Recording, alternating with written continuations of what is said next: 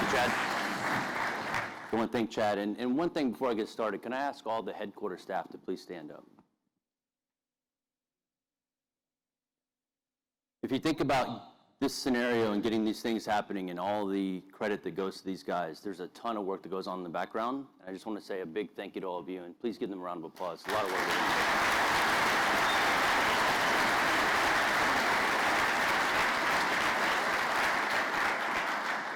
And I wanted to thank Matt Parrish. So Matt emailed me a very inconspicuous email a couple of weeks ago and asked me if I would talk for 10 to 15 minutes about leadership here. And I thought, sure, I'll host a little breakout session, maybe 10, 15 people, 20 people, and put a few thoughts down and thought, oh, I'll wing it for the most part. It'll be a good conversation. And then I arrived last night, and our regional director said, Jake said, oh, I heard you're one of the key speakers tomorrow. I don't think so. It's not the way I read the email. And he said, no, I'm pretty sure. So I tracked Matt down. He said, oh, no, yeah, you're going to do the lunch session. It's about leadership, and no big deal. 10 minutes, be fine. He said, it's the same one that Jay did last year when you were at Carlson. And I thought, oh, fantastic. I got to follow Jay Hurt? That's the last person you want to follow in a speech. Jay's fantastic at this thing. And then I started to think, maybe Matt just doesn't like me very much, so he's setting me up for failure here. But thanks, Matt, for asking me to do this. So last year, I wanted to pull off of some of Jay's thoughts, and Jay had 4 key things he pulled out about leadership, and he talked about Shawn, and he talked about some of the attributes that Jay developed in his career. And one of the things he talked about was about being human, and I translated that into what I call emotional intelligence. So we're made up of 2 key things, the IQ, which most of us are probably familiar with, and the EQ, the emotional intelligence aspect. And I'll ask you to think about the EQ portion, how much you yourself look at EQ and how that develops you as a leader and what that means for yourself, but more importantly, what it means for others and how they perceive you as a leader. So I'm going to ask for some volunteers here for a couple of thoughts, so wake up if you're sleeping yet. So name someone who you think is a great leader. Who would you name? Sorry? Simon Sinek. Who's Simon Sinek? Entrepreneurship, leadership. What are some of the qualities that you look at Simon and say, man, that's really a good leader? People first. It's an excellent answer, actually. I didn't set that one up, by the way.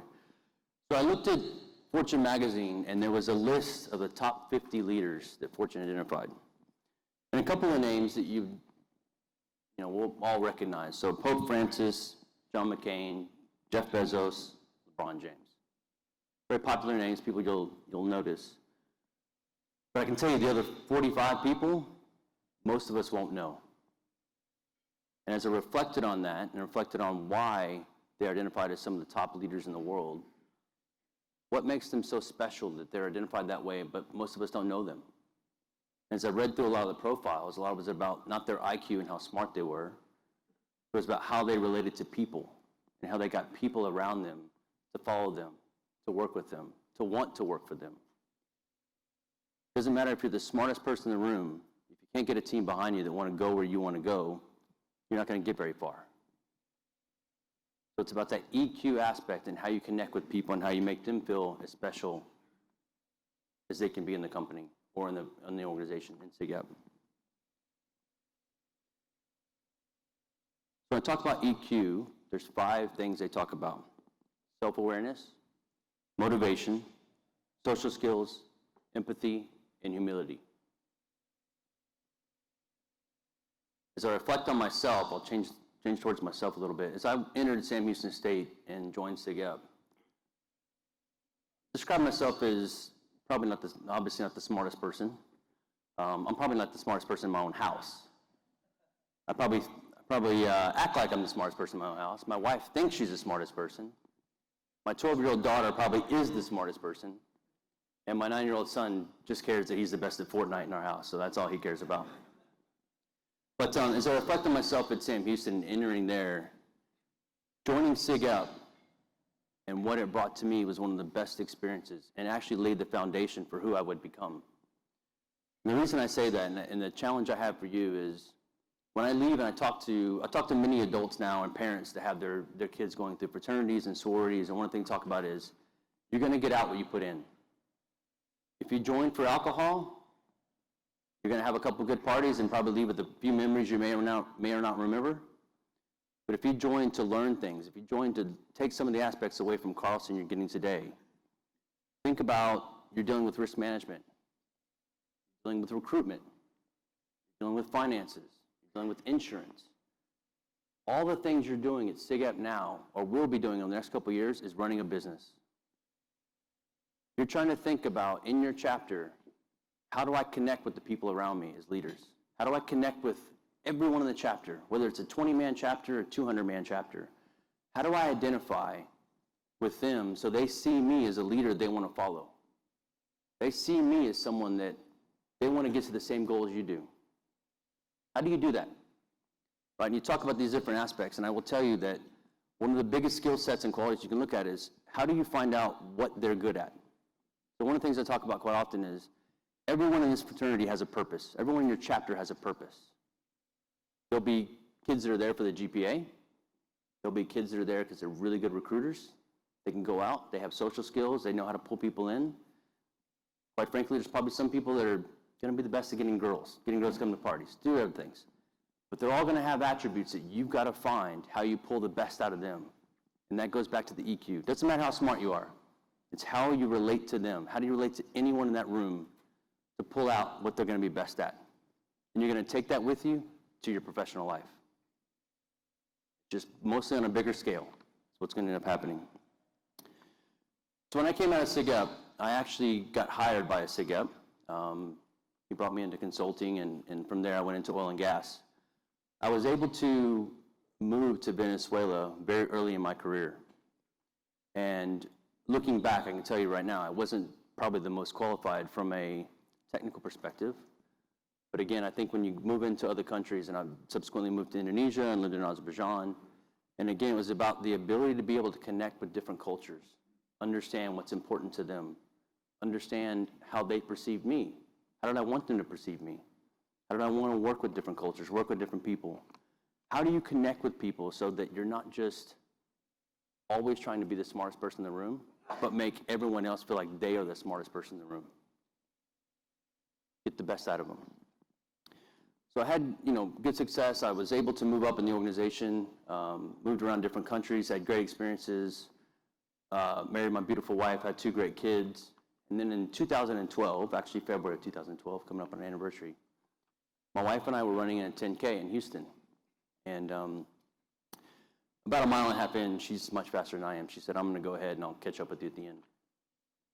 So 2.5 miles in, I went into sudden cardiac arrest and actually had sudden cardiac death. So I hit the pavement and I was out. So I knocked all my teeth out. I was in the 10K, so a bunch of runners around me, and actually a nurse behind me stopped and gave me CPR while others called an ambulance. And think about heroes. This gentleman was evidently spitting out blood at the same time he was doing mouth to mouth. And the ambulance got there and he got up and ran off. Never met him. They shocked me 7 times in the hospital. Came back on the 7th time, so about 17 minutes I was out. And then I was in a coma for about 5 days before I woke up. The reason I tell you this story is because I think before that time, SigEp and who I was as a leader was important to me. But I will tell you that there was a much different switch. I mean, when I woke up, I didn't know what year it was. I knew my family, but other than that, it was pretty limited on my knowledge. And I was out of work for about 5 weeks. And something as basic as how to write my name, what my address was, what my phone number was, I had to go back through all that. And after a couple of weeks of practicing that and getting that back down, I started to reflect on who I was as a person and whether who I'd been up to that point was who I wanted to be going forward. And my message is, don't make it take a horrible accident like that to make you reflect on who you want to be and how people perceive you. Because again, it's going to be a lot about your legacy. It's going to be, what you do as a leader. How do you make people feel? How do they look at you? When they walk in a room, do they think, oh, I know John's going to come talk to me. John's going to remember my name. Something as simple as tying yourself to people's names, whether it's the the wait staff, or the CEO? Do you know all of them? Do you know exactly what they're good at and how you get the best out of them? As I reflected on that, I kind of looked back and thought about myself and what I was going to do, and I just encourage you, as you go away, what you're doing here over this day is about your EQ. You're not learning about debits and credits and historical facts. You're learning about how you get the best out of your team and how you're the best. Exactly what this Carlson Leadership is about. And if you think about pulling it all together, that's really what Balanced Man's about. Balanced Man program is not about having the highest GPA. It's one of our goals. But it's about how do you develop as an overall well-rounded individual. Athletics, academics, culture. How do you treat people? And I assure you that having a 4.0 as you get into business won't be enough. If you want to be only a mathematician, sit in a room all day and solve math problems, computer's going to take you away. They can do it much faster than a human. But it's the EQ aspect on top of having the high GPA that's going to really make it successful. So I just reflected back, if I go back to those top 50 people, and again, the reason why I thought it was so important as I went through that list is I didn't know most of them. But as I read through, it was all about how they developed people, how they brought people along, how they had a vision, how they made everyone in their organization feel important, feel special, understand exactly what their role was. That's going to be the key to success for you and your chapters as you go home, and for you in your professional life. So I encourage you, think about that now. Don't make it be an event like mine that makes you reflect on it. Like I said, I think it was important to me before, and I was having what I think to be a good career at the time, but for me, it really flipped after that point about who I was going to be going forward, and how would people perceive me afterwards. So I was able to get through death one time.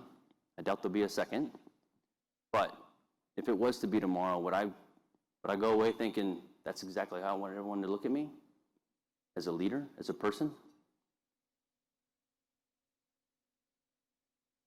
So, we all have the opportunity. You guys being here is fantastic. You've joined a fantastic organization. It's made me a lot of what I am today, and I give a huge amount of credit back to this fraternity. And for that, I've worked tirelessly to try and get it better and work with individuals like yourselves. Really, really happy to see the difference this fraternity is making, and that we can be bold and be different. It's not going to be just about a 4.0, though. It's going to be about 4.0 plus who you are as a person, and how you treat others who are not in this fraternity.